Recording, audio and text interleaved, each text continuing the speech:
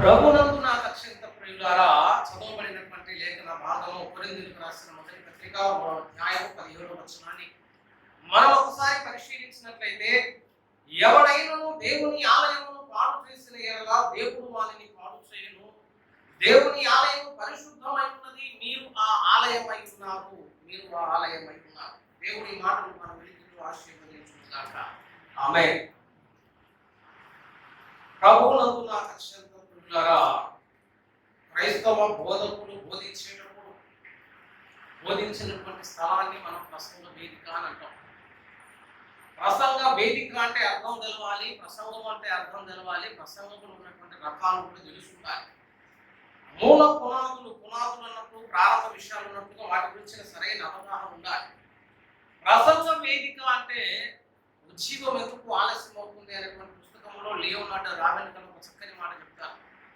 నేటి ప్రసంగ వేదికలు ఎలా తయారయ్యాయి అనే ఒక ప్రశ్నకు భక్తులు ఇచ్చినటువంటి సమాధానం, ప్రసంగికుల కళాకులను ప్రదర్శించే ప్రదర్శనశాలలుగా ప్రసంగ వేదికలు మారిపోయాయి. ఐదవ దేవుడు ఏ రీతిగా వాడుకుంటున్నాడో ఆ మ్యాజిక్ చేయడానికి, ఏ రీతిగా దేవుడు కార్యములు చేస్తున్నాడో చూపించడానికి అదొక వేదికలాగా మారిపోయింది. కానీ ఆ వేదిక మీద నుంచి దేవుని చూపించలేకపోతున్నారు. ప్రసంగ వేదిక అంటే దేవుని ప్రత్యక్షపరిచేటువంటి చోటు. ప్రజెంటేషన్ జరగాలి. ఎవరిని కూర్చున్నటువంటి ప్రజెంటేషన్ జరగాలంటే దేవుని కూర్చున్నటువంటి ప్రజెంటేషన్ జరగాలి. అక్కడ దేవుడు కనబడుతూ ఉండాలి. కానీ చాలా వేదికల మీద సేవకులే కనిపిస్తున్నారు, సేవకుల యొక్క సహచారులు కనిపిస్తున్నారు, కానీ దేవుడు కనిపించట్లేదు. మరి ఏంటి అసలు ప్రసంగ వేదిక అంటే ఏంటి అని అంటే, ప్రసంగ వేదిక అనగా దేవుని యొక్క సింహాసనము, దేవుడు ఆసీనుడైనటువంటి చోటు. ఆ ప్రసంగ వేదిక మీద నుంచి దైవస్వరం మాత్రమే వినిపించాలి, దేవుని గురించి మాత్రమే వినిపించాలి. అటువంటి వినిపించే చోట ఎక్కడైతే ఉంటుందో దాన్నే వేదిక అని పిలవాలి, దాన్నే ప్రసంగ వేదిక అని వినిపించాలి. అటువంటి అభిషేకించబడినటువంటి ప్రసంగ వేదికలు అత్యకాలంలో కావాలి. ప్రసంగ వేదిక అంటే దైవస్వరము వినపడేటువంటి చోటు అని అర్థం. అట్లనే ప్రసంగం అంటే కూడా అర్థం తెలుసుకుంటారు. ప్రతి ప్రసంగికుడు అని మనం అనొద్దు. నా దృష్టిలో నేను చాలా మందిని అసలు ప్రసంగికుడి కింద లెక్క కూడా వేయను. ఆయన ఎంత పెద్ద ఉజ్జీవ బోధకుడైనా కానీ, బైబిల్ అంతా చెప్పినా కానీ నేను ఒప్పుకోను. ప్రసంగికుడు అన్నట్టు ప్రాముఖ్యమైనటువంటి అర్థం ఉంది. ఏంటి అర్థం అంటే, దేవుడు చదవబట్టినటువంటి వాక్యాన్ని తిరిగి పోగు చేసే సామర్థ్యము కలిగిన వాడు బోధకుడు, ప్రసంగికుడు. ఏదో 4 మాటలు రాసుకొని చదివితే నేను ఒప్పుకోను. అట్లా చదివేటట్టయితే అది నేను చదవగలుగుతా, నువ్వు చదవగలుగుతావు, దానికి పెద్ద బోధకుడు అనే ట్యాగ్ అవసరం లేదు. పరిశుద్ధాత్మ దేవుడు లేఖనాలను రాయిస్తూ ఉన్నప్పుడు ఒక పద్ధతిని పాటించాడు. ఏంటి ఆ పద్ధతి అంటే, అర్థము కాకుండా లేఖనాన్ని దేవుడు రాయించాడు, అయోమయంలోనికి నడిపించేటప్పుడు దేవుడు లేఖనాన్ని రాయించాడు. అసలు దేవుడే పూనుకొని వాక్యమును మొత్తం చెదరగొట్టాడు. యెషయా కూడా అంటాడు, యెహోవా వాక్యము కొంత ఇచ్చటను కొంత అచ్చటను వచ్చును, దేవుని ఆత్మ వాటిని పోగు చేయడు. నేను అంటున్నా, అసలు పోగు చేసుడు ఎందుకు, ఎంత చెదరగొట్టడు ఎందుకు, అంతా ఒకే దగ్గర రాత్రి అయిపోదా? మరి ఒకే దగ్గర అంతా సమకూర్చితే అయిపోయేది. కానీ దేవుడు చెదరగొట్టాడట. ఎందుకు చెదరగొట్టావు ప్రభు అంటే, మరలా పోగు చేసేవాడు ఉంటాడని దేవుడు గుర్తించాడు. కాబట్టి పోగు చేసే సామర్థ్యము పేరు బోధకుడు కాబట్టి, ఉపదేశకుడు కాబట్టి, అటువంటి అభిషేకించబడినటువంటి ఉపదేశకుడు పరిశుద్ధాత్మ సహాయం చేత, దేవుని నోటి ఊపిరి చేత మరలా వాటన్నింటిలో దగ్గర పోగు చేసి దేవుడు చెప్పాలన్నటువంటి ఉద్దేశాన్ని, దైవ ప్రణాళికను, దేవుని యొక్క చిత్తాన్ని మరలా సంఘానికి అందిస్తారని దేవుడు విశ్వసించాడు. కాబట్టి వాక్యమును చెదరగొట్టాడు. ఆ చెదరగొట్టబడిన వాక్యాన్ని మరలా బోధకుడు పోగు చేయాలి, ప్రసంగికుడు పోగు చేయాలి. నేను చెప్తున్నా, చాలా సార్లు ఒక మాట చదువుకుని వెళ్ళిపోతుంది. అది ఒక చిన్న మాట అంటే సరిపోతుంది, కానీ దానికి ప్రసంగం అని పేరు పెట్టొద్దు. చాలా మంది నేను చెప్పను, అసలు నేను రక్షణలో ఆలస్యం కావడానికి కారణం ఏంటంటే నాకు సరైన బోధకుడు తెలియకనే అంటున్నాను. ఎన్నోసార్లు నేను పండగ క్రైస్తవులకు వెళ్ళినటువంటి చాలా సంవత్సరాలు వెళ్ళినా కానీ ఆ పండగ ప్రసంగం కూడా ఏ రోజు మన చెవులకు రాకపోయాయి. కనీసం జన్మదినోత్సవం వెళ్ళినప్పుడైనా యేసు జన్మించిన విధానం చెప్తుంటే కొంత మనసులో ఏదైనా పడేది. సరైన బోధ తెలియక చాలా మంది రక్షణకు దూరంగా వెళ్ళిపోతున్నారు. కాబట్టి బోధకుడు మీద ఉన్నటువంటి బాధ్యత గొప్పది. కాబట్టి దేవుడు అన్నాడు, మీలో అనేకులు బోధకులు కాకుండా. ఎందుకంటే కఠినమైన తీర్పు బోధకుడికి ఉంది అని అర్థం ఏంటో తెలుసా? ఆ బోధించే బోధకుడు గినక కట్టుబడి ఉండకపోతే పరలోక రాజ్యంలో చాలా నష్టపోతుందని చెప్తున్నావు. 104 మాటలు చెప్పు. చెప్పే ప్రతి బోధకు కట్టుబడి ఉండాలి. బోధించిన తర్వాత అయినా కట్టుబడి ఉండాలి. అందులోంచి తగ్గిపోతే అల్పుడు అయిపోతావు. మతస్వార్థ 5 అంటాడు, బోధ చేసుడు చాలా గొప్ప ముచ్చట్లాగా అనుకుంటాం, కానీ బోధించి ఏదైనా ఆజ్ఞ విషయంలో నీవు తప్పిపోయిన ఎడల, ఒకసారి మత్తయి రాసిన సువార్త 5వ అధ్యాయానికి ఒకసారి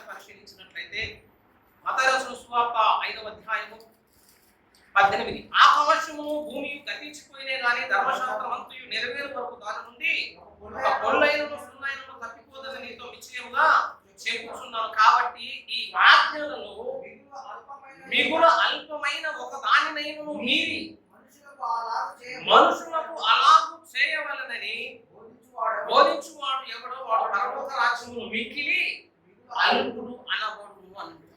బోధించడానికే ఉందని ఎవరైనా బోధిస్తారు.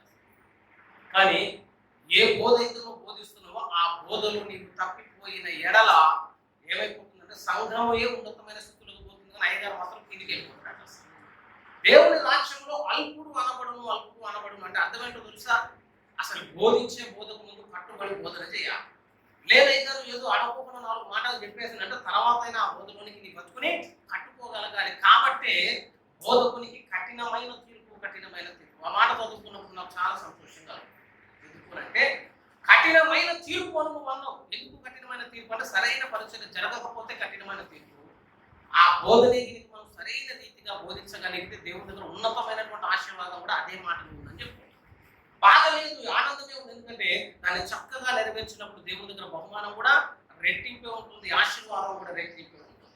కాబట్టి బోధకు అంటే తెలవాలా, బోధ అంటే తెలవాలా, ప్రసంగ వేదిక అంటే తెలవాలా. వీటన్నిటికంటే ముఖ్యంగా మనందరినీ ఆ స్థితిలో నడిపించే దేవుని యొక్క వ్యక్తిత్వాన్ని కూడా మనం తెలుసుకుని ఉండాలి. ఇప్పుడు చెప్పుకున్న మాటలన్నీ కూడా దేవుని కూర్చున్నటువంటి మాటలు. ప్రసంగ వేదిక అంటే దేవుని యొక్క సింహాసనం అని చెప్పారు. ప్రసంగము అన్న సందేశం అన్న దేవుని కూర్చున్నటువంటి వర్ణన, దేవుని కూర్చున్నటువంటి వివరణ అని చెప్పారు. ఈ 2 మాటల్లో దేవుడు ఉన్నాడు కదా. ఆ దేవుని గురించి మనం ఎప్పుడైతే ప్రజెంటేషన్ చేస్తూ ఉంటామో బోధకుడు ఖచ్చితంగా 2 అంశాలకు న్యాయం చేయాలని చెప్తున్నారు. చాలాసార్లు సంఘాలు దేని గురించి ఆశపడుతున్నాయంటే ఒక లోతైన విషయాన్ని తెలుసుకోవాలని ఆశపడితే విశ్వాసంలో ఉంటుంది. ఎందుకో నాకు ఆ కోరిక తెలియదు, కానీ కొత్త మాట కావాలంటే ఎందుకు కొత్త మాట అంటే ఆశ్చర్యమైనటువంటి విషయాలు ఇందులో చాలా ఉన్నాయి. కాబట్టి కీర్తన 119 దావీదు అంటాడు, మీ లేఖనముల యందు ఆశ్చర్యమైన కార్యములను చూసినప్పుడు నా కన్నులను దేవుడు లేఖనాలు మర్మములను దాచాడు. కాబట్టి వాటిని చూడాలని ఆశ ఉండొచ్చు. ఆ చూడాలని ఆశతో విశ్వాసం వచ్చినప్పుడు అవి చూపించేటట్లుగా దైవ సేవకుడు ఉండాలి. బోధలో ఒక విధానం ఏంటంటే లోతైనటువంటి ఆత్మీయ జీవితంలోనికి విశ్వాసంలో నడిపించగలగాలి. పైపైన నడవుతాయి అన్ని మనకు లోతే కావాలి, అన్ని మనకు కాస్తే కావాలి, కానీ బోధ వచ్చేసరికి మాత్రం పైపైన కావాలి. బట్టలు కొనుక్కుంటే అట్లే కొనుక్కుంటావా? 100 రూపాయలకి 2 వందలంటే ఎప్పుడు కొనడు. ఎందుకు కొనడు అంటే ఇంత చీప్ మాకు అవసరం లేదని అంటే. కానీ దేవుని పద్ధతి ఎట్లుందంటే ఈ ధోని లోతుగా నడిపించని దేవుడు శిష్యుల్ని కోరుకున్నటువంటి సందర్భం. లోతుకు వెళ్ళాలి. విలువైనవి కావాలి అనుకున్నప్పుడు లోతులోనే అవి దొరుకుతాయని చెప్తున్నాం. వజ్రాలు ఎక్కడ ఉంటే భూమి లోతు లోపలి పొరలో ఉంటాయి. ఆ పైన రాళ్ళు దొరికినట్టు దొరికిందంటే అందరం వేసుకునేట్టు చేపలు ఎక్కడ ఉంటే లోతైన స్థలంలో, రత్నాలు ఎక్కడ ఉంటే నీటిలో లోతైనటువంటి స్థలంలో, విలువైనటువంటి అవయవాలు మానవుని యొక్క దేహం ఎక్కడ ఉంటే లోపలనే ఉంటాయి. అసలు పనికొచ్చే ఎన్ని లోపలనే ఉన్నాయి. ఈ పనికిరాని కొంచెం బయట కనపడతాడు. జుట్టు నాకు ఏం ఉపయోగం? కొంచెం క్రాప్ చేసుకోవడానికి తప్ప కొట్టుకోవడానికి ఉపయోగపడుతుంది, గుజ్జు కొట్టడానికి. ఈ జుట్టు బయట పెట్టినట్టే గుండెను కూడా బయటనే పెట్టినాను. గుండె లోపల ప్లేస్ లేదు బిడ్డ, ఈ మీద పెడితే మనకు కోపం మొత్తం గుద్దుతాం. అప్పుడు ఎక్కడ అవుతుందంటే ఈ మీద తగ్గింది అనుకో పోతుంది. ఆయపట్టు అంత మానవునికి ఆయువు పట్టుకున్నాయి. టోటల్ 180 ప్లేసెస్ ఉంటాయి బాడీలో. 180 స్థలాల్లో మానవునికి ప్రాణము అనేది అక్కడ గుర్తమైన ఒక గుద్దుతో చచ్చిపోతున్నాడు. చిన్నప్పుడు ఎప్పుడైనా కొట్టుకునేటప్పుడు పెద్ద మనుషులు అంటారు, అరే కొట్టుకోకుండా ఆయపట్టు తగ్గుతుంది, రాయపట్టు తగ్గి చచ్చిపోతుందా అంటే ఇట్లా కొట్టుకున్న ఆయపట్టు తగ్గుతుంది చదువుతుంది. అది చెప్పి కొట్టుకునేది కాదు, కళాత్మకంగా కొట్టాల్సిన పద్ధతిలో కొడితే వాడు పోతాడు కూడా. అట్లా కళ్ళతో ఒక ఆయపట్టు అంటారు, నాటి కింద ఒక ఆయపట్టు ఉంటుంది. అట్లా మరణ కళ అనేటువంటి ఒక కళ గురించి ఒక పుస్తకాన్ని చదివాను. ఆ పుస్తకం టోటల్గా 108 ఆయపట్టు. ఆ కరెక్ట్ స్థలంలో కొట్టాల్సిన పద్ధతులు కొడితే ఆయనకి పెరాలసిస్ వస్తుంది, వారికి ఐసైట్ పోయింది. ఇక మనం ఎన్నెన్ని రోగాలు ఉన్నాయో ఆ పద్ధతులు అక్కడ ఒత్తితే చాలు కదా. అట్లా కరెక్ట్గా ఒక గుద్దితే వాడు ప్రాణం కూడా బయటకు కొట్టవచ్చు. అంత డేంజర్ ఉన్నటువంటి పరిస్థితులు ఉంటాయి. ఉన్న ఆ పద్ధతులన్నింటి నుంచి కూడా మానవుని యొక్క దేహంలో ఉన్నటువంటి స్థితిగతులు కానీ ఆ పద్ధతులన్నింటి నుంచి కూడా ఇప్పుడు అన్నిటికంటే ముఖ్యంగా మనం దేవుడు అనే అంశాన్ని మాట్లాడుతున్నాం కదా. అసలు దేవుడు అనే అంశాన్ని మాట్లాడుతున్నాడు. ప్రజెంటేషన్ విధానంలో లోతైన విషయాలను కూర్చున్నటువంటి అవగాహన వస్తుంది. తెలుసుకోవాలన్న ఆశ ఉండాలి, తెలుసుకోవడానికి కూడా ఇష్టపడాలి, దానికి వచ్చినటువంటి ధ్యానం చేయాలి. లోతులోనికి వచ్చినప్పుడు విలువైనటువంటి వాటిని మనం పొందుకోగలుగుతాం. కాబట్టి విలువైనవన్నీ ఎక్కడ ఉంటాయంటే లోపలనే ఉంటాయి, కనబడకుండానే ఉంటాయి. అంతరంగంలో దేవుడు దాచిపెట్టున్నాడు. అట్లనే వాక్యములో కూడా లోతు ఉందని చెప్తుంది. లోతుకు వస్తే దీవించబడతాం, రాము అన్నప్పుడు సమస్య లేదు. కానీ ఆ లోతైన వాక్యాలు ఉన్నాయి అనేది ముందు మనం నమ్మాలి. ఆ లోతైన విషయాల గురించి బోధించే బోధకుని మనం పట్టుకోవాలి. ఫస్ట్ మాట, బోధించినప్పుడు ఒక కొత్త విషయాన్ని ప్రజెంటేషన్ చేసే సామర్థ్యం ఉంటే అది సంఘానికి ఆశీర్వాదం అవుతుంది. రెండోది ఏంటో తెలుసా, అన్ని కొత్త విషయాలు తెలుసుకుని బతుకు పాడు చేసుకున్న వాళ్ళు కూడా ఉన్నారు. నేను ఇంకా ప్రారంభంలో చెప్పిన ప్రసంగాలు ఇట్లా లేవు. నేను గోదావరి కని కానీ కరీంనగర్ పెద్దపల్లిలో కానీ దాదాపు 300 ప్రసంగాలు నా ఆడియో చేశాను. ఆ ఎన్నోళ్ళందరూ నాకు ఫోన్ చేసి అడుగుతారు, అన్న మీరు అప్పుడే బాగా చెప్పారు, అప్పుడు మీరు మస్తు మాట్లాడారు, నా ప్రకటనలో చెప్తున్నారు మస్తు, నా పరమనీతి మీద ఎన్నో చెప్పారన్న, మళ్ళీ మీరు అట్లా చెప్పట్లేదంటే నేను చెప్పాలని చెప్పేసి అంత సేపు చెప్పను, అట్లా కూడా చెప్పను. ఎందుకంటే అవి 2-2.5 గంటలు ఉన్నాయి. 2.5 గంటలు అప్లోడ్ చేస్తే ఇనేటోళ్ళు ఇనక మళ్ళీ నాకు ఫోన్ చేస్తారన్న, ఇంత పెద్ద ప్రసంగం చేసి తినాలన్నా ఇప్పుడు నీకు ఎంతో ఉంటుంది, అది తినరా పావర్టీని మళ్ళీ రేపు తినరా పావర్టీ అంటే తినరట, ఉండటమే పావర్టీ ఉండాలి. లేకపోతే మొత్తం విన్నంత తృప్తి రాదు కదా. అంత పెద్ద వద్దు అంటాడు, అంత లోతుకు చెప్తూ కూడా మేము వినలేకపోతున్నాం అంటారు. నాకు అర్థమైంది ఏంటంటే అంత లోతుకు చెప్పినవాడు బతుకు చక్కగా ఏంటంటే అక్కడ కూడా ఏం కాలేదు. ఎవరైతే బాగా చెప్పేవాళ్ళో వాడు బతుకు మార్చుకుంటే ఇంకా మంచుకుంటేనే. అంత లోతుగా మాట్లాడినప్పుడు కూడా ఏం జరగలేదనంటే వ్యక్తిత్వంలో మార్పు జరగలేదని చెప్తున్నాం. లోతైన మాటలు వింటే ప్రయోజనం కాదు, ఆ లోతైన మాటల్లోనికి నీ ఆత్మీయ జీవితాన్ని కూడా తీసుకొని పోవాలి. ప్రసంగం ఇంకొక పద్ధతి ఏంటంటే బోధించిన బోధ విశ్వాసంలో మార్పును తేవాలి. మార్పు తెచ్చేటువంటి బోధను బోధించగలగాలి. ఈ 2 కార్యములను జరిగించగలిగింది పరిశుద్ధాత్మ దేవుడు అని చెప్తున్నాను.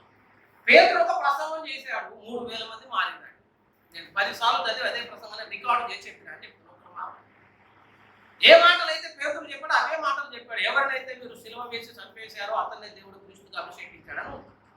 యేసును కూర్చుని ఒక 4 మాటలు ఉన్నాయి, అందులో సువార్త ఉంది. అదే సువార్త మాటలు మనం చెప్తే బయట కూడా మారట్లేదు. ఎందుకు మారట్లే? పేతురు చెప్పినప్పుడు ఎందుకు మారారు? పేతురు ప్రసంగానికి 3000 మంది, పేతురు ప్రసంగానికి 5000 మంది, డాక్టర్ సింగ్ గారు ప్రసంగం చేస్తే మార్పులు, బిలిగ్రం గారు ప్రసంగం చేస్తే మార్పులు. పైపైన 4 మాటలు మాట్లాడితే బోధకులు విశ్వాసుల్లో హృదయాల్లో మార్పు వస్తుంది కదా. లోతైనటువంటి అనుభవంలోకి తీసుకుపోయినా విశ్వాసంలో కొంచెం కూడా మార్పు లేకుండా ఉన్నోళ్ళు తెలియదు. ఎందుకు మార్పు చెందట్లేదంటే పరిశుద్ధాత్మ దేవుడు పని చేయట్లేదని చెప్తారు.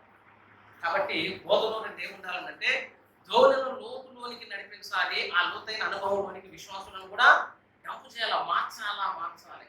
ఈ 2 కార్యములను కలగలిసి చెప్పేదే ప్రసంగము అని చెప్తుంది. అట్లా బోధించాలి, అట్లా చేయాలి, అట్లా మార్పు సంఘంలో కూడా చూపించుకోగలగాలి. అటువంటి విషయాలకు ఎవరైతే కట్టుబడి బోధిస్తారో వాడు దేవుని దృష్టికి బోధకుడు అవుతాడు, ఆయన దేవుని దృష్టికి నిజమైనటువంటి ఉపదేశకుడు అవుతాడు. ఇప్పుడు ఈ అంశములన్నిటిలో కూడా కామన్ పాయింట్ ఏంటంటే గాడ్, దేవుడు అనే అంశం అన్నింటిలో వచ్చింది. ప్రసంగ వేదికలో దేవుడు ఉంటాడు, ప్రసంగ అంశంలో దేవుడు ఉంటాడు, లోతైన విషయంలో దేవుడు ఉంటాడు, మనుషులను మార్చే విషయంలో కూడా దేవుడు ఉంటాడు. అసలు ఈ దేవునికి వచ్చినటువంటి స్పష్టత ఏంటి అని అడుగుతున్నాను. ఇప్పుడు మనం దేవుడు అనే అంశం అడిగిన ఎన్నో నిర్వచనాలను మనం చెప్తాం. డెఫినేషన్ ఆఫ్ గాడ్ అనే ఒకే ఒక క్వశ్చన్కి గ్రంథాలు నిండిపోయేటువంటి సమాచారం ఉందని చెప్తాం. ఎన్నో అంశాల గురించి మనం మాట్లాడుతూ ఒక ముగింపుకు రావచ్చు, కానీ దేవుడు అనే అంశానికి ముగింపు లేదు. ఆ దేవుడు అనే అంశానికి ముగింపు క్రైస్తవ్యంలో కూడా లేదు, కానీ విశ్వాసులకు మాత్రం ముగింపు ఉంటుందని. యేసు గురించి చెప్పాను అనుకో 4 మాటలు చెప్పి కామైపోతుంది. కానీ నీవు ఆరాధించే దేవుడు కూడా నీవు అనుకున్నట్టు లేదని చెప్తాను. యేసయ్య అంటే మనం చెప్పే మాట ఏంటంటే ఈ లోకానికి వచ్చాడు, మా కోసం ప్రాణం పెట్టాడు, తిరిగి 2వ సారి వస్తానన్నాడు. ఇంకొక 4 మాటలు చెప్పగలుగుతూ, ఇంకో 4 మాటలు చెప్పగలుగుతూ, ఇంకో 4 మాటలు చెప్పగలుగుతూ, తర్వాత చెప్పంటే మాత్రం అంశం ఉండదని చెప్తున్నారు. కానీ అట్లా లేదు దేవుని యొక్క వ్యక్తిత్వం. అంతవరకే దేవుని యొక్క వ్యక్తిత్వం లేదు. దేవుడు అనే అంశం అర్థం కావాలంటే ఆయనకు పెట్టబడిన పేర్లు, ఆయన చేస్తున్నటువంటి కార్యములు, ఆయనకున్నటువంటి హోదాలను బట్టి ఆయనకు పేర్లు పెట్టబడ్డాయి. పవిత్రమైనటువంటి పురాణ గ్రంథంలో దేవునికి 99 పరిశుద్ధమైనటువంటి పేర్లు ఉన్నాయి. ద హోలీ నేమ్స్ ఆఫ్ అల్లా అని 99 పేర్లు ఉన్నాయి. ఆ 99 పేర్లలో ఆ దేవుని యొక్క వ్యక్తిత్వం కనిపిస్తుంది, దేవుని యొక్క గుణం కనిపిస్తుంది, దేవుని యొక్క క్యారెక్టర్ కనిపిస్తుంది, స్టేజ్ హోదా కూడా కనిపిస్తుంది. అట్లనే విష్ణు సహస్ర నామావళి అని చెప్పేసి ఒక పెద్ద పుస్తకం, అతను మొత్తం దేవునికి 1000 పేర్లు పెట్టబడ్డాయి. ఆ 1000 పేర్లలో ఏముందంటే మళ్ళీ ఏం లేదు, అందులో ఆయన క్యారెక్టర్ ఉంది, ఆయన స్టేజ్ ఉంది, ఆయన చేసేటువంటి క్రియలు ఉన్నాయి. అట్లనే బైబిల్లో ఉన్నటువంటి దేవునికి కూడా అనేకమైనటువంటి పేర్లు ఉన్నాయి. ఆ పేర్లను కొన్ని క్రైస్తవులు విడిచిపెడుతున్నారు, మరిచిపోతున్నారు అని చెప్తున్నారు. దేవుడు అనగా సహజంగా మనం చెప్పే రక్షకుడు, కాపాడేవాడు, ఇట్లాంటి మాటలు మనం మస్తు చెప్పుకుంటాం. దేవుడు ఆపదలు ఆదుకుంటాడు, నాకు సహాయకుడు, నా కన్నీరు తుడిచేవాడు, కొండల తట్టు నేను కన్నులు ఎత్తుచున్నాను, నాకు సహాయం ఎక్కడ నుంచి వచ్చునో ఆయన ఎదురు నుంచి, ఆయనే మాకు ఆశ్రయం, ఆశ్రయ దుర్గం, ఆశ్రయపురమని వందల కొద్ది మాటలు చెప్తావు. నేను చెప్తున్నా దయామయుడైనా కరుణామయుడైనా ఎన్నో చెప్పుకోగలుగుతావు. నీ నిర్వచనాలకు భిన్నంగా దేవుని యొక్క వ్యక్తిత్వం కూడా బైబిల్లో ఉందని చెప్తున్నది. అది చెప్తున్నాయి. దేవుడు స్వస్థపరుస్తాడు అని ఉంటారు, కానీ స్వస్థపరిచే దేవుడు ఆ స్వస్థతను మాత్రమే చేస్తాడని బైబిల్లో ఇంకొక పని కూడా చేస్తాడు. విచిత్రమైన పని. దేవుడు రక్షిస్తాడు అని బైబిల్లో ఉంది, అంత మాత్రమే లేదు, దేవుడు రక్షణకు భిన్నంగా ఇంకొక పని కూడా చేస్తాడు అని చెప్తున్నాడు. అట్లా దైవ వ్యక్తిత్వము లేఖనాల్లో ఒకటి ఉంది, దాని సంఘము చూడాలి, దాని సంఘము చూడాలి. బైబిల్లో ఉన్నటువంటి దేవుడు కూడా ఆయన వ్యక్తిత్వం బట్టి ఆయనకు పేర్లు ఉన్నాయి. పరిశుద్ధుడు అనేది ఆయన క్యారెక్టర్, కరుణ అనేది ఆయన క్యారెక్టర్, దయ అనేది ఆయన క్యారెక్టర్. కాబట్టి ఆయన వ్యక్తిత్వం బట్టి కొన్ని పేర్లు పెట్టబడ్డాయి, ఆయన చేస్తున్నటువంటి క్రియలను బట్టి కూడా కొన్ని పేర్లు పెట్టబడ్డాయి. ఇమ్మానుయేలు దేవుడు అనే మాట. ఇమ్మానుయేలు దేవుడు అంటే అర్థం ఏంటి? దేవుడు మనకు తోడై ఉన్నాడు. ఆయన చేస్తున్నటువంటి కార్యం అది. అద్భుతములు చేయు దేవుడు అంటే ఆయన ఏం చేస్తాడట? అద్భుతమైనటువంటి విషయాలు, ఆశ్చర్యకరుడు.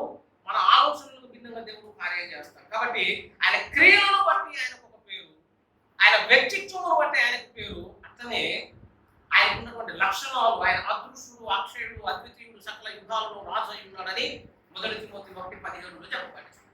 ఎన్నో విషయాలు దేవుడి గురించి మాట్లాడుతున్నావు, కానీ స్పష్టమైనటువంటి దేవుడు కొత్త కులం ఉంటుంది, దాన్ని మాత్రం విశ్వాసం గ్రహించలేకపోతున్నారు. దేవుడు బాగు చేస్తాడు, దేవుడు స్వస్థపరుస్తాడు. మలాకి 4:2-15, నిర్గమ 15:26 ప్రకారం దేవుడు స్వస్థపరుస్తాడని మనందరికీ తెలుసు. 53 విషయాలు అంటాడు, అతడు పొందిన దెబ్బల చేత మీకు స్వస్థత అనుగ్రహించబడింది. క్రైస్తవ సంఘాల్లో బాగా పరిచయం ఉన్న మాట ఏంటంటే యేసయ్య బాగు చేస్తాడనే మాట అందరికీ పరిచయం వస్తుంది. విచిత్రం చెప్పనా? అసలు దేవుడు గాయపరుస్తాడని కూడా బైబిల్ చెప్తుందని. చాలా మంది రక్షణలోకి ఎట్లా వచ్చారనంటే, అయ్యా ఫలానా రోగం వచ్చింది, మేము యేసయ్య నమ్ముకున్నాం, ఆ రోగం తగ్గిపోయింది, అందుకు మేము క్రీస్తులోకి వచ్చినామని చెప్తాం. అసలు బైబిల్లో బాగు చేస్తున్న దేవుడు, స్వస్థపరుస్తున్నటువంటి దేవుడే అసలు ఇంకొక కోణంలో ఎట్లా కనిపిస్తున్నాడో తెలుసా? ఆయనే మనల్ని గాయపరుస్తాడు. యోబు గ్రంథం 5వ అధ్యాయాన్ని మీరు ఒకసారి గమనించినట్లయితే, యోబు గ్రంథం 5వ అధ్యాయం 18వ వచనాన్ని చదువుతున్నాం. 5:18. ఆయన గాయపరిచి గాయమును కట్టును, ఆయన గాయము చేయును. చెప్పండి, ఆయనే ఆయనే ఆయనే ఉంది కదా. ఇప్పుడు ఆయన చేతులే స్వస్థపరుచున్నట్టు ఆయన ఎవరన్నా అనుకోవచ్చు. మనం యేసు ప్రభుని గురించి మాట్లాడుతున్నాడు, దేవుడి గురించి మాట్లాడుతున్నాడు. ఆ కింద మాటలు దేవుడికి అప్లై చేస్తే బాగానే ఉంటుంది, కానీ ఆయన గాయపరిచి గాయము కట్టును అని. గాయం కూడా ఎవరు చేస్తారట? మరి గాయం కూడా దేవుడే చేస్తున్నట. ఆ గాయము దేవుడే చేసి, ఆ గాయపరిచిన గాయానికి మళ్ళీ కట్టు కూడా దేవుడే కడతాడు. అంటే కొన్ని సందర్భాలలో దేవుడు గాయము చేసే దేవుడుగా కూడా నీ జీవితాల్లో ఉంటాడని చెప్తున్నాం.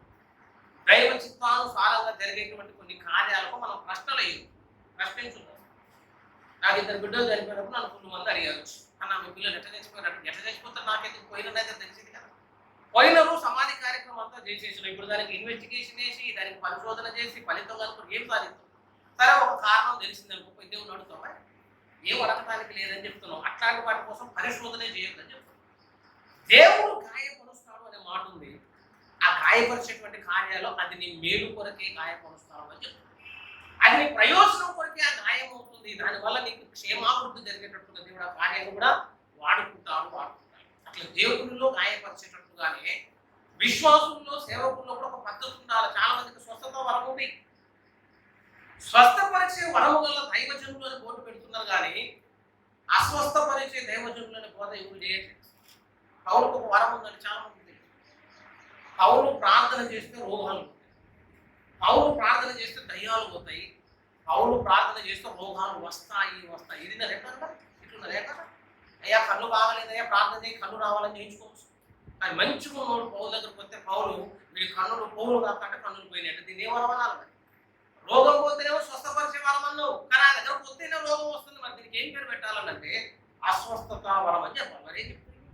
అట్లా ఒక మాట ఉంది. మీరు ఒకసారి అపోస్తుల కార్యాలు గమనిస్తే 13వ అధ్యాయం, అపోస్తుల కార్యము 13వ అధ్యాయం 11వ వచనం చూడండి. ఇదిగో ప్రభువు తన చెయ్యిని మీద ఎత్తి ఉన్నాడు, నీవు కొంతకాలము వృద్ధివాడమై సూర్యుని చూడకూడదు అని చెప్పిన వెంటనే మబ్బును చీకటి యొక్క కమ్మెను కనుక అతడు తిరుగుచు ఎవరైనా చెయ్యి పట్టుకుని నడిపించుడాని వెలుగుతున్నాడు. ఏమైపోయిందట వానికి ఏమైపోయిందట? ఉన్న పాటున్న వానికి కళ్ళు మరి ఏలుమా అనే పేరు కలిగిన గారడి వానికి కళ్ళు పోయినాయట. ఎట్లా పోయినాయి కళ్ళు అంటే పౌలు ప్రార్థన చేశాడు కాబట్టి కన్నులు పోయినాయట. అంటే ఇప్పుడు ప్రార్థన చేస్తే స్వస్థత కాదు, ప్రార్థన చేస్తే ఏమొచ్చింది? ఇప్పుడు వానికి ఆ స్వస్థత వచ్చింది. అసలు ఆ వరం ఉంటే బోలే ఉండకపోయేది. అసలు ఎవడన్నా వచ్చి మాట్లాడతారు ఇక అన్న నువ్వు మంచిగా లేవాలంటే ఇట్లా దగ్గరికి అని చెప్పి ఒకసారి కళ్ళ మీద చేయబెట్టి యేసు నామములో వీనికి కనుగొను కాక అంటే వాడిని ఎవడని పట్టుకుంటే పోవాలి. అడగాలి అట్లాంటి వరం. కౌలుగా వరం ఉంది, కౌలుగా వరం ఉంది అని చెప్పి. అట్లా భక్తులు ప్రార్థన చేసినప్పుడు ఇటువంటి కార్యములు కూడా జరిగాయి భక్తుల జీవితాలు. మనందరం సుపరిచితులు మంగమూరు దేవదాస్ గారు. మంగమూరు దేవదాస్ గారు ఎట్టిపోయినప్పుడు గుంపులు అతను విశ్వాసం. ఈయనతో పాటు కూడా గుంపే పోతుంది. నేనే ఒక ముగ్గురు నేర్చుకుని పోతాను. ఇక దేవదాస్ గారు వాళ్ళ మంది నేర్చుకుని మొదలు వెళ్ళిపోయాను.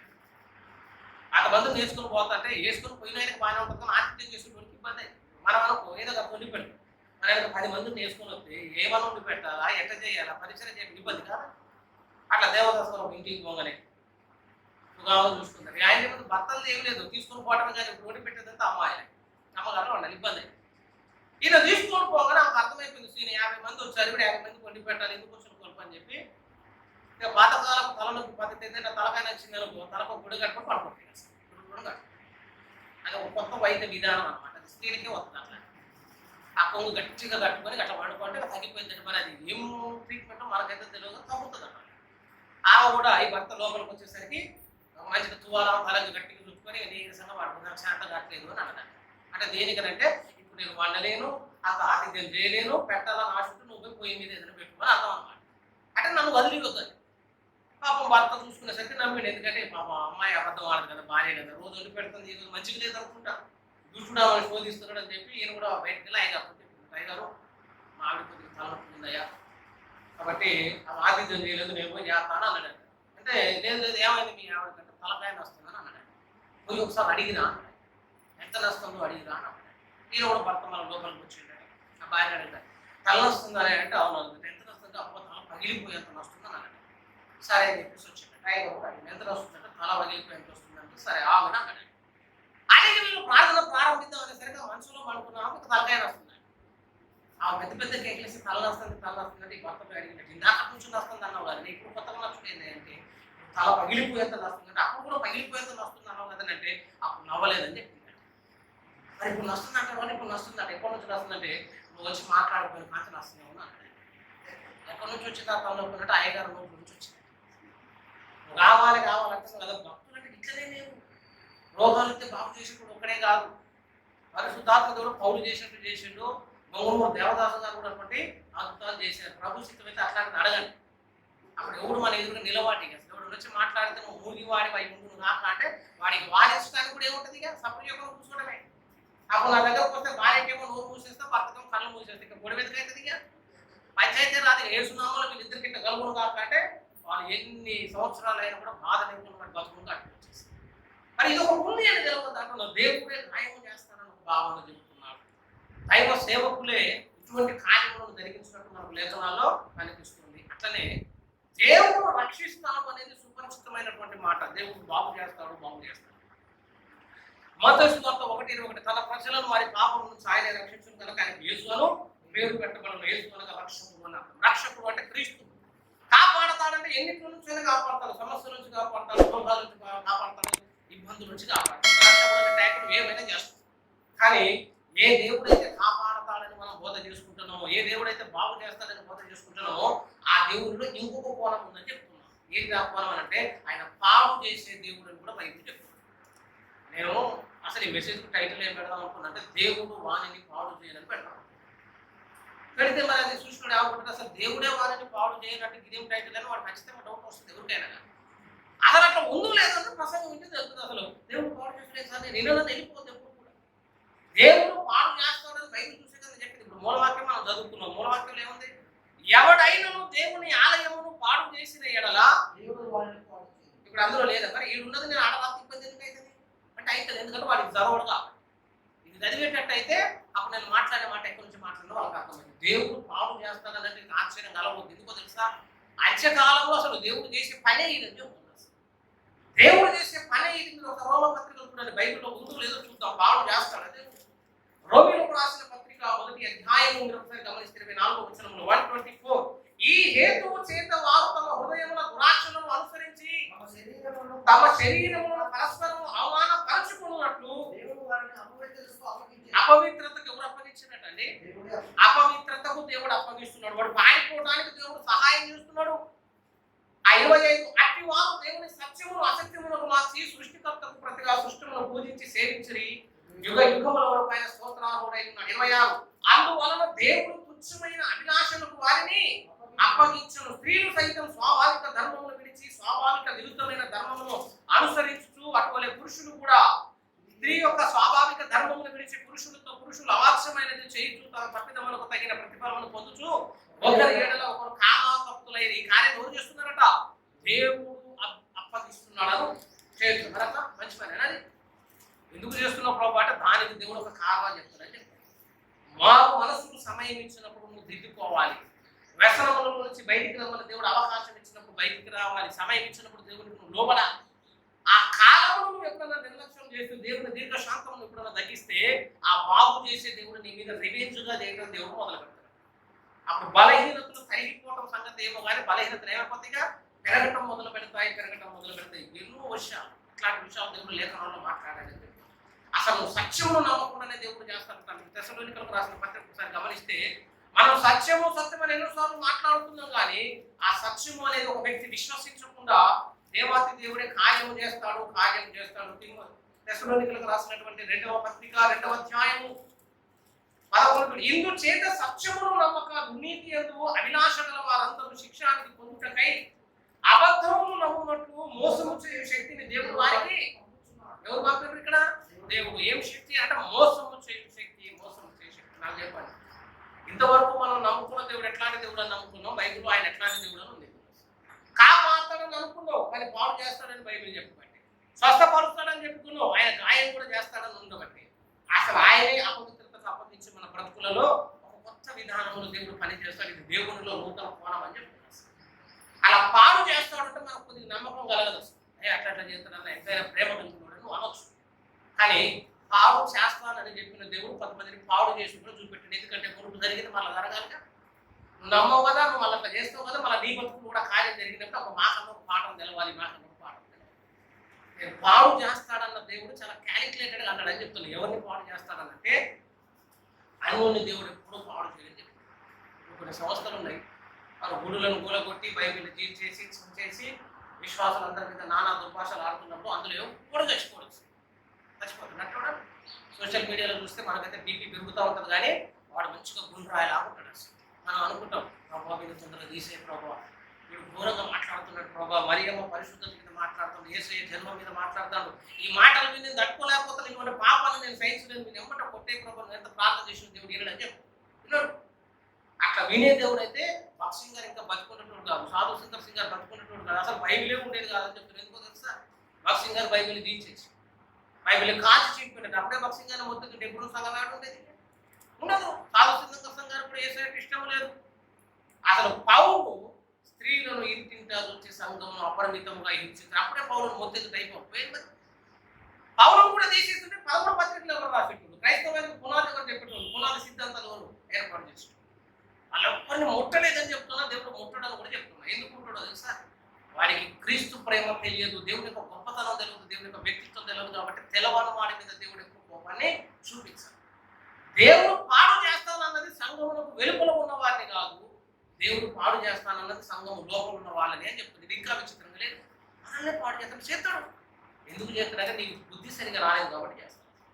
ఆ పత్రిక ఎవరికి రాశారని చెప్పండి. కొరింథీ సంఘానికి దేవుడు పత్రిక రాసి ఆ పత్రికలు అంటున్నాడు, మీరు దేవుని ఆలయమై ఉన్నారని, దేవుని ఆత్మ మీలో నివసించుతున్నాడని మీరు ఎరుగరా అని చెప్పి కింద అంటున్నాడు.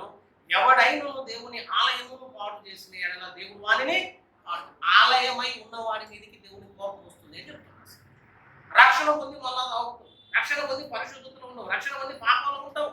వీడు ఏం చేస్తున్నట్టంటే సంఘం అనే ఆలయాన్ని పాడు చేయడానికి కోరుకున్నవాడు దేవుని ప్రేమను రుచి చూసి, దేవుని యొక్క కృపేత గొప్పత చూసి, దేవుని యొక్క విలువలన్నీ తెలుసుకొని, పరిశుద్ధ బైబిల్ గ్రంథం గురించి కూడా తెలుసుకొని మళ్ళా నువ్వు పాపంలోకి పోతే నీకు క్షమాపణ ఎందుకు అని అడుగుతున్నా. పాడు చేసే దేవుడు ఏ సమయంలో పాడు చేస్తాడో తెలుసు. అసలు చాలా విచిత్రం అనిపించింది. అసలు ఆ బైబిల్ అర్థం కావట్లేదు కాబట్టి అందరూ బతికిపోతున్నారు, కానీ అది అర్థమైతే భయం అవుతుంది అని చెప్తాను. ఎందుకంటే చిన్న చిన్న విషయాలకు దేవుడు రెస్పాండ్ అయినటువంటి విధానం చూస్తే భయం అవుతా ఉంటుంది. భయం అవుతుంది. మనందరం మనం ఆత్మ సంబంధులు అనుకుంటాను వస్తాయి. నువ్వు ఎవరు పట్ట ఆత్మ సంబంధం ఆక్షన్ ఇచ్చినావు అనుకో, నువ్వు శరీర సంబంధం, నువ్వు ఆత్మ సంబంధం అని అడిగినావు అనుకో, ఈ రెండు కాదని పైన పక్కన ఉంటాయి, పైన ఏవి కాదంటే అదే దిక్కు పెడుతుంది. అసలు మనల్ని మనం చూసుకుంటే మనం చాలాసార్లు శరీర సంబంధిలానే, ఆత్మ సంబంధి లాగానే ఉంది. అసలు దేవుడు పాడు చేస్తాడన్న మాట ఏ కాంటెక్స్ట్ లో చెప్పిందో తెలుసా? సంఘమును దేవుడు ఎప్పుడు ఈ విషయాన్ని సంఘంలో మాట్లాడాలంటే, సంఘమును ఎవరైనా పాడు చేయడానికి పూనుకున్నప్పుడు దేవుడు వారిని పాడు చేస్తాడు. వాళ్ళు మీరు నమ్మాల్సిన మాట అండి, అనుభవాలు మీరు చూసిన మాట అండి. సంస్కరణకు పూనుకొని నేను చూడతాను ఎప్పుడో చర్చకి సంస్కరణ చేసినాం చేయి. ఎన్ని మాటలు అంటే అదే మాట, నిందలు మాటలు చాలా ఇబ్బందికి గురి చేసింది. కానీ ఆ సంఘాన్ని మొత్తం ఒక పాడు చేయడానికి వాళ్ళు పూనుకొని, ఇక్కడ కాదు మన ఆంధ్ర నుంచి ఒక ఆయన పూనుకొని వచ్చి బైక్ వేసుకుంటాం, వచ్చి ఏం చేద్దామంటే ఇల్లు తిరిగి ఇక సాక్ష్యాలు చెప్తాం అనుకున్నాడు. పాపం ముసలు ఆయన నేను చెప్తే మరి ముసలు చెప్తున్నామరా, ఆయన సంవత్సరాలు అయ్యగారాయా తనంతా నిలిచిందాయా ఆయన చెప్పి ఇక మా గురించి నా రాముడికి ప్రచారం చేసి సంఘం అంతా పాడు చేద్దామని పూనుకుంటాడు. మేమేం చేయగలుగుతాం? ప్రార్థన చేస్తాం. అంతకంటే ఏం చేస్తాం? రాబోయే సంఘం కట్టబడాలి, సత్యానికి సంఘం ఉండాలి, మంచి సంఘంలో దీన్ని నడిపించాలి, ప్రాయసబద్ధం కాదని మేము ప్రార్థన చేసుకుని బతుకంత ఉపవాసం ఉంటూ ఆత్మీయ జీవితాన్ని వేలకూర్చున్నా అంటే ఆయన వచ్చి ప్రణాళిక చేసుకుంటూ కూర్చొని ఎవరికి తెలుసు మాట తెలియదు కదా. ఆయన వచ్చి ఇక మొత్తం ఒక ప్రోగ్రామ్ వేసుకుని అందరి ఇల్లు దిగుదాం అనుకున్నాడు. బండి స్టార్ట్ చేసినట్టు అంతే, ఒక 1/2 కిలోమీటర్ పోయిందట. ఒక్కసారి బండి స్కిడే బండి ఇంకొక అర్ధంగా గాయపడ్డాడు. మొత్తం జారుకుంటూ అని తర్వాత మళ్ళీ మన సంఘోసులు తీసిపోయి హాస్పిటల్లో జాయిన్ చేస్తే అర్జెంటుగా ఈయననే పట్టకపోవాలని చెప్తే వాళ్ళ సొంతూరు పట్టకపోయారు. ఎందుకు ప్రభావ 4 రోజులు ఉంచకపోయిన వాటి ఉంచితే ఏం జరిగేదంటే సంఘాన్ని మొత్తం గలిబిలి చేసుకోవాలని చెప్తున్నారు. లేనిపోని బోధలని చెప్పి బోధించి మా పరిశుద్ధుల మీద నమ్మకాన్ని లేకుండా చేసేసి సంఘాన్ని పాడు చేయాలి. ఉద్దేశం మంచిది కాదు కాబట్టి అన్ని సంవత్సరాల సేవలో ఉన్నవాడిని అయినా సరే దేవుడు కాలు చేతులు రెండు కొట్టి ఆ కుర్చీలో వేసి సొంతూరుకు పంపించి ఒక 4 పరిచయం చేతిగా నడిచేటట్టు చేసి మాకేం ఆశ్చర్యం కలగలేదు. ఎందుకు కలగలేదంటే నా వాక్యం తెలుసు కాబట్టి కలగలేదు. దేవుని ఆలయంలో పాడు చేయదు. సేవకుల మీద కోపంతో ఉండొచ్చు కానీ దాన్ని మాట్లాడుకో, విశ్వాసం మీద కోపంతో ఉండొచ్చు కానీ సంఘం గురికి రావద్దు. ఎందుకు రావద్దంటే సంఘం అంటే కేవలం కట్టబడినటువంటి నిర్మాణం మాత్రమే కాదు. సంఘం అంటే యేసు అని అర్థము. సంఘం అంటే దేవుని యొక్క మందిరము అని అర్థం అని చెప్తాను. ఒక మాట చెప్తాను, అపోస్తుల కార్యాలు మీరు ఒకసారి గమనించండి. దేవుని యొక్క భాష మనకు అర్థం కావాలి, దేవుడు చేస్తున్నటువంటి పనులు మనకు అర్థం కావాలి. ఒకసారి అపోస్తుల కార్యాలు మీరు గమనిస్తే పౌలుతో దేవుడు మాట్లాడేటువంటి మాటలు మీరు గమనించండి. అపోస్తుల కార్యము 9వ అధ్యాయము 4-9 అప్పుడప్పుడు నేల మీద పడి సౌలా సౌలా నీవేళ నన్ను హింసించుచున్నావని ప్రభువా ప్రభువా సౌలా సౌలా నీవేళ నన్ను హింసించుచున్నావని తనతో ఒక స్వరము పలుకుతా వీరిను ప్రభువా నీవెవడివని అతన్ని అడుగుగా ఆయన నేను నీవు హింసించుచున్నా. నాకు ఒక మాట చెప్పండి, అసలు పౌరుల కాలంలో యేసున్నాడా? ఆయన ఆరోహణం అయిపోయిన తర్వాతనే 10 మంది 120 మంది ఆ మేడగా తిరిగిపోయి ప్రార్థన చేస్తే పరిశుద్ధాత్మ అభిషేకం వచ్చిన తర్వాత వీళ్ళు పరిచయం చేస్తే అప్పుడు పౌలు వచ్చింది. యేసు ఎక్కడ ఉన్నాడు? ఆరోహణుడు అయి ఉన్నాడు, పరలోకంలో ఉన్నాడు. ఇప్పుడు యేసయ్య అంటున్నాడు సౌలుతోటి, నీవు నన్ను హింసించుచున్నావు అనేమో దేవుడు అంటున్నాడు. సౌలు అంటారు తెలుసా, నీవెవడివి అంటే నేను నీవు హింసించుచున్నా యేసును. సౌలు ఒక మాట అసలు నిన్ను నేను ఎప్పుడు హింసించాను, అసలు నువ్వెవరివి? సౌలకు ఆలోచన తెలుసా, నేను ఎంతో మందిని గాయపరిచిన అందులో ఎవడో ఒకడు అనుకుంటాను కానీ నేను నీవు హింసించుచున్నా యేసుని అన్నట్టు. యేసుని అన్న తర్వాత పౌలు యేసు ముఖాముఖిగా ఇతరులు ఎదురైన సందర్భాలు లేవు. కానీ ఎందుకంటున్నావు తెలుసా? ఎందుకంటుంటే సంఘముని హింసించుట యేసుని హింసించుటతో సమానం. అసలు పౌలు ఎవరిని హింసిస్తుందో తెలుసా? 8వ అధ్యాయం చూడండి, 8:1 ఆ కాలము యెరూషలేములోని సంఘములో గొప్ప హింస కలిగినందున. హింస దేనికి కలుగుతుందంటే సంఘానికి. హింస ఎవరికి కలుగుతుందంటే సంఘంలో ఉన్న విశ్వాసులకు. ఆ 3వ వచనం చూడండి, సౌలు అయితే ఇంటింటా వచ్చి పురుషులను స్త్రీలను ఈడ్చుకుని పోయి చెరసాలలో వేయించి సంఘమును పాడు చేసి, ఆయన పాడు చేసేది సంఘము కానీ యేసయ్య అంటున్నాడు ఆయన హింసించేది సంఘాన్ని. కానీ యేసు అంటున్నాడు నీవు నన్ను హింసించుతున్నావని. సంఘము అంటే యేసయ్య అని చెప్తున్నావు. సంఘాన్ని పాడు చేస్తున్నట్టు ఎవరు పాడు చేసినట్టు తెలుసా? యేసునే పాడు చేసినట్టు యేసుని పాడు చేసినట్టు. అసలు సంఘము అంటే దేవుని మందిరము అని చెప్తున్నా. ఆలయం అన్నావు కదా, 1 తిమోతి పత్రిక 3వ అధ్యాయం 15వ వచనంలో 3వ అధ్యాయం 15వ వచనం 1 తిమోతి పత్రిక ఆలస్యము చేసిన యెడల దేవుని మందిరము అనగా చాలండి, మందిరము అనగా జీవము గల దేవుని సంఘము. కాబట్టి మందిరమును పాడు చేయుట, సంఘమును పాడు చేయుట, యేసును పాడు చేయుట ఒకటే కార్యం అని చెప్తారు. ఎన్ని పనులు చేసిన దేవుడు నేను చూసి చూడనట్టు ఊరుకుంటాడేమో కానీ సంఘమును పాడు చేయడానికి ఎవరు రాజకీయాలు చేయొద్దని చెప్తున్నారు. ఆ సంఘమును ఎవరైతే పాడు చేస్తారో వారు ప్రత్యక్షంగా పరోక్షంగా ఎవరికి విరోధం అవుతున్నట్టంటే యేసుకే విరోధంగా మారిపోయినట్టే చెప్తాను. నచ్చకపోతే దిద్దే దేవుడు ఉంటే దిద్దొచ్చు కదా. ఒక మంచి సేవకుని పాడు చేయడానికి సంఘాన్ని పాడు చేయాల్సిన అవసరం లేదని చెప్తున్నారు. అటువంటి కార్యంలో జోలికి పోతే ఎంతో ప్రమాదం మనకు పొంచి ఉంటుంది. ప్రమాదం పాడు చేయొద్దు దేవుడు అంటున్నాడు కదా. అసలు ఎట్లా పాడైతుందో తెలుసా?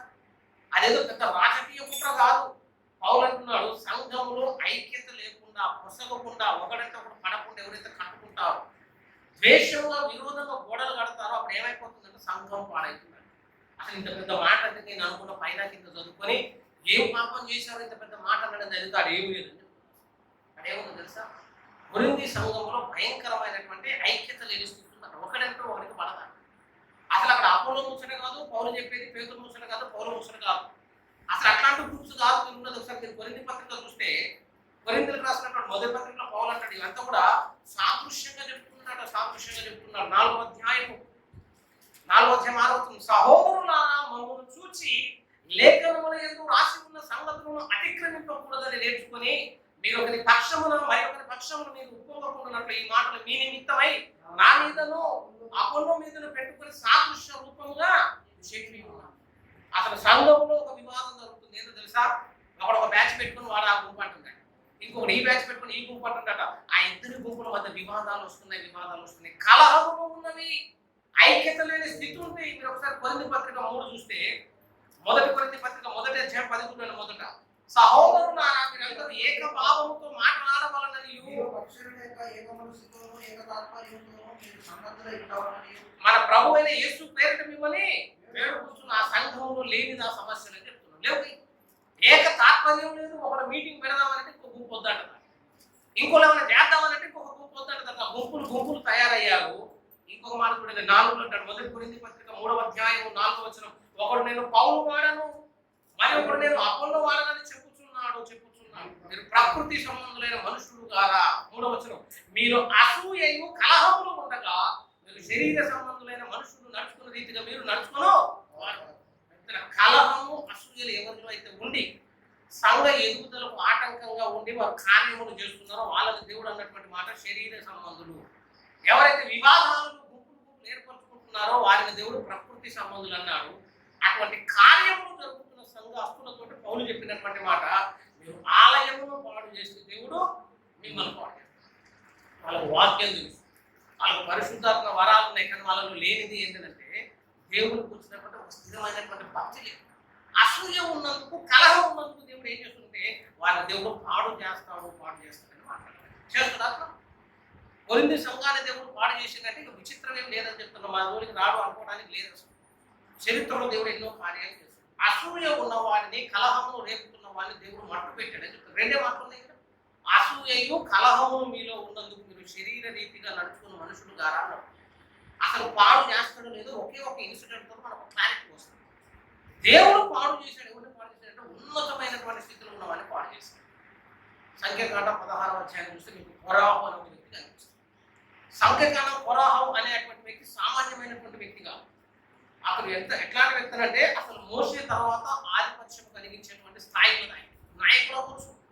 మంచి ప్రార్థన గదిలో ఉంటే ప్రభువుని అడిగితే యెహోషువ బదులు దేవుడు అసలు ఈయననే నిలబెట్టే అంత సామర్థ్యం ఉంది ఆయనకి అని చెప్తారు. అసలు ఆయన ఆధిపత్యం కోసం గొడవ చేసినప్పుడు యెహోషువ అక్కడ లేడని చెప్తారు. మోసే తర్వాత ఆధిపత్యం కోసం ఫైట్ చేసేటాడు కాదు, మోసే ఉన్నప్పుడే నాకు కావాలని పోరాటం చేసిన వాడు.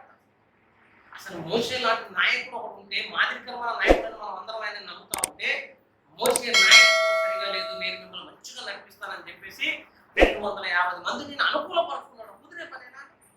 మోసే లాంటి నాయకుడు పక్కన వచ్చి 250 మందిని ఇతను అనుకూలపరుచుకొని అక్కడ ఉన్నటువంటి ఇశ్రాయేల్ అందరిలో కూడా ఒక వివాదాన్ని సృష్టించాడు. మోసే మీద ఒక చెడ్డ మాటను ప్రచారం చేస్తున్నాడు. దేవుని నమ్మకత్వం మీద పాటు చేసిన కార్యాలు జరిగి ఈయన మాటల ప్రకారం 250 మందిని అనుకూలపరుచుకున్నట్టు సామాన్యుడైనా చూడాలి. ఒకసారి ఆయన గురించి బైబిల్ ఏం చెప్తుందంటే, సంఖ్యాకాండము 16వ అధ్యాయాన్ని ఒకసారి గమనించినట్లయితే ప్రారంభ వచనాలు, లేవీకి ముని మనవడును, కాహాతుకు మనవడును, ఇస్సాహారు కుమారులకు కొరాహు, రూబేనీయులలో ఏలియాబు కుమారులైన దాతాను, అబీరాములు, పేరేతు కుమారుడైన ఓనును యోచించుకొని ఇశ్రాయేలీయుల పేరు పొందిన సభికులను సమాజ ప్రధానులైన 250 మందితో మోసేకు విరోధంగా లేచారు. అసలు ఇప్పుడు ఈ 250 మంది మామూలు వ్యక్తులు కాదట, పెద్ద పేరు పొందిన సభికులట. సభను నడిపించే సామర్థ్యం కలిగిన వాళ్ళు, బోధించే సామర్థ్యం కలిగిన వాళ్ళు 250 మందిని ఆ కొరాహు, దాతాను, అభిరమను ఈ ముగ్గురు యోచించుకొని ఆ 250 మందిని పాడు చేసి దింపుకున్నారు. మంచి పని ఏమన్నా దేవుడే పూనుకొని వాళ్ళందరూ నడిపిస్తా ఉంటే ఆ కార్యక్రమానికి కొరాహు అడ్డుపడ్డాడని చెప్తారు. కొరాహు అడ్డు వచ్చాడు. ఆ అడ్డు వచ్చిన కొరాహు ఎవరికి అడ్డు వచ్చారంటే మోషేకి కాదు అడ్డు వచ్చింది. ఎవరికి అడ్డు వచ్చింటే దేవునికి అడ్డు వచ్చాడు. వాడు మాట్లాడవచ్చు కదా, అక్కడ 250 మంది పెద్దలు ఉన్నారు, ఈ పక్కన కొరాహు ఉన్నాడు, ఎందుకు వచ్చిన సమస్య? దేవుని స్వరం ఒకసారి ప్రత్యక్ష గుడారంలో చూస్తే కొరాహు దిద్దుకోవాలంటే దిద్దుకుంటాడు. కానీ దేవుడు మాట్లాడాడు. ఎందుకు మాట్లాడంటే అక్కడ సంఘమును పాడు చేస్తున్నాడు. దేవుని యొక్క ప్రేమను చూసిన వాళ్ళని ఎర్ర సముద్రం దాటినప్పుడు నేను దిగి రాలేదా? పైన మేఘాలు చూడలేదా? ప్రత్యక్ష గుడారంలో స్వరాలు ఉండేదా? దేవుని మాటలు విన్నాడు. సీనాయి కొండ మీద దేవుని ప్రత్యక్షతను చూశాడు. ఆ ఎర్ర సముద్రం పాయలైన చూశాడు. దేవుడు చేసినటువంటి 10 అద్భుతాలు, 5 గుర్తులు చూశాడు. ఇన్ని కార్యములను చూసి వాళ్ళు అదే దేవుడి మీద కట్టెట్లెత్తును. సంఘమును పాడు చేస్తున్నావు, దేవుడు అక్కడ కోపాన్ని చూపెట్టాడు. ఉన్న పాపంలోనే 250 మంది వాళ్ళ కుటుంబ సాయం అయిపోయారట. భూమి తన నోరు తెరిచి నెరవేర్చి వారిని మింగి వేసింది. ఆ సందర్భం చదువుకున్నప్పుడు బాధ చేసింది అని చెప్పారు. ప్రభు ఒకసారి మాట్లాడవచ్చు కదా, ఇంత యోగ్యుని ఎందుకు వదిలిపెట్టిన అంటే వాడు అన్యుడైతే వదిలేసేప్పుడు, కానీ వాడు ఎవరట? యేసునాథుని కృపలో బతుకుతున్న వాడే దేవుని కార్యములకు అడ్డుగా వచ్చాడు. పాడు చేసేవాడు, ఎందుకంటే ఆలయాన్ని అతను పాడు చేసుకున్నాడు కాబట్టి. అటువంటి విషయాలు లేఖనంలో చాలా ఉన్నాయి. అహరోను పిల్లలు దేవుడే చంపేశాడు. లేవికాండం 11 అంటారు, దేవుడు ఆజ్ఞాపించిన వేరు అగ్ని వారు మందిరంలోకి దిగగానే యెహోవా సన్నిధిలో అగ్ని బయలుదేరి అహరోను బిడ్డలను కాల్చి చంపేసింది. మాట్లాడవచ్చు కదా ప్రభు, అట్లా తీసుకురావద్దని చెప్పొచ్చు కదా అంటే దేవుడు మాట్లాడలేదు. ఎందుకంటే ఖచ్చితమైనటువంటి ఆజ్ఞ, యాజకుడు నేర్చుకోవాల్సినటువంటి పాఠాలను నేర్చుకుని తప్పు చేసి దేవుడు ఒప్పుకోడు. దేవుని పిల్లల మీదకి దేవుని కోపం అంత ఉగ్రతగా వచ్చింది. అందుకే కొరింథీ సంఘంలో దేవుడు అంటున్నాడు, ఎవడైనా దేవుని ఆలయమును పాడు చేసిన ఏదైనా దేవుడు వాణిని పాడు చేయాలి. సంఘము జోలికి పోవద్దు అని చెప్తున్నాను. నా సంగతి గుడికి పోవచ్చు. అసలు మేము ఇల్లు గుళ్ళు మారే ఉన్నాం. మేము బొయ్యిలో ఉంటే ఉంది అసలు బాధ. ఒకసారి కూడా పిలువను, మళ్ళీ పిలుద్దామని కూడా ఎందుకు పిలవాలి? ఇంట్లో ఫంక్షన్ మళ్ళీ మధ్య కట్టుకొని పిలవాలి. ఇంకా దేవుని సన్నిధి ఉన్నదని అర్థం కావాలి, పరిశుద్ధాత్ముడని అర్థం కావాలి, దేవుని నడిపిస్తుందని అర్థం కావాలి. అర్థం కావాలని అయితే బలవంతంగానే పిలువను. నేను మీకు లోగడ కూడా చెప్పినాను, నేనే పూనుకొని నింపుకోవాలంటే గుడి సరిపోతుందని చెప్తాను. నేను చదువుకుంది ఇక్కడే, నేను పనులని చేసింది ఇక్కడే. నేను బయటికి పోయి తిరిగితే మా దోస్తులందరినీ కలిసి నేను ఒక 50 మందిని పోగేసుకొని రావాలి. 4 ఆటోలు బయట ఉంటాయి. ఆటో డ్రైవర్లు ఉన్నారు, పేకాడేటోళ్ళు ఉన్నారు, తాగేటోళ్ళు ఉన్నారు. అలా నేను గుడి పెట్టుకున్నా, కొద్దిగా జనాలు లేరు, మీరు వచ్చి కూర్చుంటే బ్రహ్మాండంగా కూర్చుంటాం తమ్మడానికి ఉంటుంది. వాడు మాడతనం మాట తర్వాత సంగతి, కానీ అభిమానంగా వచ్చి కూర్చుంటారు. వాళ్ళందరూ కూర్చోబెట్టుకుని సువార్త చెప్పాలి, కానీ ఆ మందంతా తీసుకుని రావాలని జనం పోగేసుకొని చూపించాలని ఆలోచన లేదని చెప్పారు. నచ్చకపోతే వెళ్ళిపోవచ్చు, దానికి పెద్ద సమస్య ఏమి లేదు. కానీ సంఘంలో పాడు చేసే కార్యములు ఏ సేవకుడి మీద చేయకూడదు. సత్యాన్ని నమ్ముకున్న సేవకుడి అసలు చేయదు. నచ్చకపోతే వెళ్ళిపోవాలి. లేకపోతే ఇక్కడ ఉంటే తన సమస్యకు పరిష్కారం చూపించారు. కానీ ఆ కొరింథీ సంఘం ఎట్టుందని తెలుసా? ఒకడేమో పౌలు సంఘం అంటాడు, ఒకడేమో అపోలో బ్యాచ్ అంటాడు. అని ఇప్పుడు ఇద్దరు కూడా పెట్టుకుని ఎవరికి గాయం అవుతుందంటే ఏసైకే గాయం అవుతుంది. దేనికంటే ఇది అసూయతో కూడినటువంటి కార్యం. అసూయ కలహం. మోషే వాడబడుతుంటే కొరాహు నచ్చట్లేదు. ఎందుకు తెలుసా? అసూయ చెందాడు. ఆయనకున్న పేరు, ఆయనకున్నటువంటి ఖ్యాతి, ఆయన వెనక నడుస్తున్నటువంటి జ్ఞానాన్ని చూసి ఆయనలాగా నేను బోధించగలుగుతా, నాకెందుకు అంతమంది జనం, ఆయనలాగా నేను కూడా వాడబడగలుగుతా, కానీ నాకెందుకు ఆ సామర్థ్యం లేదని చెప్పి మోషే మీద అసూయపడి ఆ సంఘంలో కలహము సృష్టించాడు. కాబట్టి దేవునికి కోపం వచ్చిందని చెప్పారు. అటువంటి అసూయ వచ్చిన ప్రతిసారి దేవునికి కోపం ఉగ్రత వచ్చిందని చెప్పారు. దావీదు మీద విషపు చూపును సౌలు కలిగి ఉన్నాడు.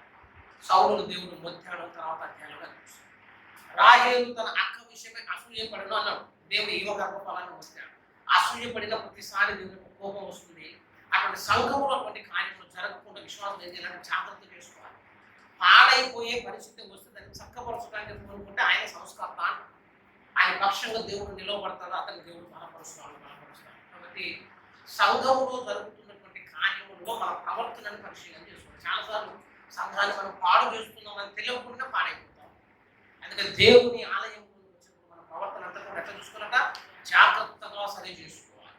అందుకే 1 తిమోతి 3:15 అంటాడు, జీవము గల దేవుని మందిరములు అనగా దేవుని యొక్క ఆలయములు అన్న మాటతో దేవుడు తెలుసా? జనులు ఎలాగో ప్రవర్తించవలనో మీరు తెలుసుకున్నట్టు ప్రవర్తించాల్సినటువంటి విధానం ఒకటి ఉంది, బతకాల్సినటువంటి విధానం ఒకటి ఉంది. 3:15 ఎలా ప్రవర్తించవలనో అని నీకు తెలియవలనని ఈ సంగతులను మీకు రాయించున్నాను. పద్ధతి ప్రకారం పరిశుద్ధత ఉండాలి, ప్రార్థన ఉండాలి, మాట్లాడే మాటలు విధేయత ఉండాలి. ఆ మాటలన్నీ కూడా సంఘ అభివృద్ధికి ఉపయోగపడేటట్లుగా మనం కట్టుకోగలిగితే అప్పుడు మనం దీవెనలోనికి రావడానికి అవకాశం ఉంటుంది. ఆశీర్వాదంలోకి రావడానికి అవకాశం ఉంది. కానీ మనం చేస్తున్నటువంటి కార్యములను బట్టి సంఘం పతనం అయితే పాడైపోతే ఆ దేవాది దేవుడు నీ మీద నా మీద మరలా విరోధంగా లేవాల్సిన పరిస్థితి వస్తుంది. ఇదంతా ఒక మాట. సంఘం పాడైతే దేవుడు మరలా వాళ్ళని పాడు చేస్తారు. చిన్న మాట చెప్తాడు, ఒక మాట చెప్పి ముగిపోయాడు. ఆలయము అంటే కేవలం సంఘం అని మాత్రమే అర్థము కాదు. ఆలయము అంటే విశ్వాసి అని కూడా అర్థం ఉంది. ఒకసారి కొరింథీ పత్రిక 6వ అధ్యాయం చివరి వచనాలు గమనిస్తే 19 చూడండి. మీ దేహము దేవుని వలన మీకు అనుగ్రహింపబడి మీలో ఉన్న పరిశుద్ధాత్మకు ఆలయమే ఉన్నదని మీరు ఎరుగరా? మీరు మీ సొత్తు కాదు, విలువ పెట్టి కొనబడిన వారు కనుక దేహముతో దేవుని మీరు మీరు మీ దేహము మీరు ఆలయం అని అన్నాడు. ఎవరు అంటే విశ్వాసియే ఒక ఆలయం అని చెప్తారు. నేను ఒక ఆలయం, నా దేహాన్ని పాడు చేస్తూ కూడా దేవుడు ఏం చేస్తాడు? ఇప్పుడు దేవుడు నిన్ను పాడు చేస్తాడు. కాబట్టి దేహమును పాడు చేయదు. ఇందాక ఏం చెప్పినా సంఘమును పాడు చేయదు. సంఘమును పాడు చేయటంటే యేసయ్యను పాడు చేయటం. రెండోది ఏంటంటే ఈ దేహము కూడా దేవునికి ఆలయమే కాబట్టి ఈ దేహాన్ని ఏం చేయగలము? ఇక పాడు చేయదు. కొంతమంది అయితే కొత్త వ్యసనాలు వస్తాయి. నగిలితే ఏమవుతుందో తెలియదు కానీ దాన్ని నోట్ అవుతా ఉంటుంది. ఏమవుతుందో అది ఎవరు కనుకొచ్చింది. నాకు స్వీట్ కూడా తిన్నామంటే ఒక అర్థం ఉంది. షుగర్ ఉన్న స్వీట్ తిన్నప్పుడు కొంచెం మంచిగా అనిపిస్తుంది. ఎందుకంటే స్వీట్ తినాలనిపిస్తుంది, తింటే కొంచెం స్వీట్ మంచిగా అనిపిస్తుంది, ఒక అనుభవంలోకి పోవచ్చు. ఇప్పుడు అది నవలాలి అనుకొని ట్రై చేస్తాం. నేను ఎప్పుడు ఇంటర్మీడియట్లో ఒకసారి వేసుకొని దాదాపు 8 గంటలు పడుతుంది. కాలేజీకి పోవాలి. ఏదో ఒకసారి అట్లా వేసుకొని అన్నం తిని ఒకసారి వేసుకున్నా అటనే ఎనిపోయినా నేను మళ్ళీ లేచేసరికి రాత్రి 12 అయింది. నేను అనుకుంటే ఏదైనా తినొచ్చు కానీ వాళ్ళకి ఇట్లాంటి ఇంతకన్నా పని చేస్తే ఇంకేమో పోనీ ఏమైనా టేస్ట్ ఉందంటే అది పోనీ ఏమైనా రుచికరంగా మనకి ఏమైనా సంతోషకరంగా మనకి కిక్కు ఏమి గిర్ర తిప్పి పడేసిందంటే ఇక అట్లా పట్టుని మళ్ళీ 8 గంటలకు లేస్తే అసలు ఇందులో ఏం సంతోషం ఉంది, ఏం ఆనందం ఉంది, ఎదుగుతూ అవుతాను అంటే ఏం లేదు. కానీ ఆనందం అందులో లేకపోతే వల్ల దేహాన్ని పాడు చేస్తుందని, అది దేహాన్ని పాడు చేస్తుంది. ఎందుకు పాడు చేస్తుంది అంటే నువ్వు ఆలయాన్ని పాడు చేస్తున్నావు కాబట్టి ఆలయాన్ని పాడు చేస్తుంది. ఈ శరీరము పాడు చేసేది నీ దేహంలో నువ్వు ఏది ఎక్కిస్తున్నా కూడా నీ దేహము పాడైపోతుంది. దాని కారణం ఏంటో తెలుసా? నువ్వు తినేది కాదు. చాలా మంది అనుకుంటావు ఇది తింటే క్యాన్సర్ వస్తుంది, ఇది తాగితే లివర్ పాడవుతుందంట. కానీ అవన్నింటిని పూనుకొని పాడు చేసేది ఎవరంటే దేవుడే పాడు చేస్తే కూర్చొని బాబు ఫలానా తింటాను కదా అయితే నీకు థ్రోట్ క్యాన్సర్ వస్తుంది అని చెప్పేసి ఆ కావాల్సిన వాటన్నిటి దేవుడే సమకూర్చి పంపుతాడు. బాగా తాగితే లివర్, ఎందుకంటే ఆలయం పాడు చేస్తున్నాం కాబట్టి దేవుడు నిన్ను పాడు చేస్తుంది, నిన్ను పాడు చేస్తున్నాడు. నీ దేహం ఎంత ప్రాముఖ్యంగా చూసుకుంటున్నావో ఆలయం కూడా అంతే ప్రాముఖ్యంగా చూసుకోవాలి. మన దేహాన్ని మనం శుద్ధీకరించుకోవాలి. ఎట్లున్న దీనికి మనం ముఖానికి స్నానం చేయించుకుంటున్నావు, పౌడర్ వేసుకుంటున్నావు, కొంత డెకరేషన్ చేసుకుంటున్నావు. నీకంటే అందంగా ఉన్న కనపడ్డా కూడా లేదు నేనే మంచుకున్నాను మళ్ళీ తృప్తి పడతాము అట్లా అనుకున్నాం అంటే లేవు. అయినా కానీ మనం తృప్తి మనకుంటే చూసాం. దేహమును మనం అమితంగా ప్రేమించుకుంటాం. అట్టనే దేహమును ఎంత ప్రేమిస్తామో సంఘమును కూడా అంతే ప్రేమిస్తాం. దేహమును ఎవరైనా పాడు చేస్తే దేవుడు పాడు చేస్తాడు, సంఘమును పాడు చేసినా దేవుడు పాడు చేస్తాడు. ఆ దేవుడిలో పాడు చేసే కోణము ఇటువంటి పరిస్థితుల్లో వస్తుంది. అది సంఘములో ఉన్న వాళ్ళతో దేవుడు మాట్లాడే మాట, సార్వత్రిక సంఘముతో దేవుడు మాట్లాడే మాట. కాబట్టి వాక్యం ఎడలా, సంఘం ఎడలా, నీ వ్యక్తిగత పరిశుద్ధత, దేహం ఎడలా మనం చాలా జాగ్రత్తగా ఉంటేనే దేవుడు మనకు రక్షకుడిగా ప్రత్యక్షం అవుతాడు. అటువంటి చక్కని కృప దేవుడు మనకు అనుగ్రహించుకున్నాక మనం ప్రార్థన చేసుకుందాం. ప్రార్థించుకుందాం.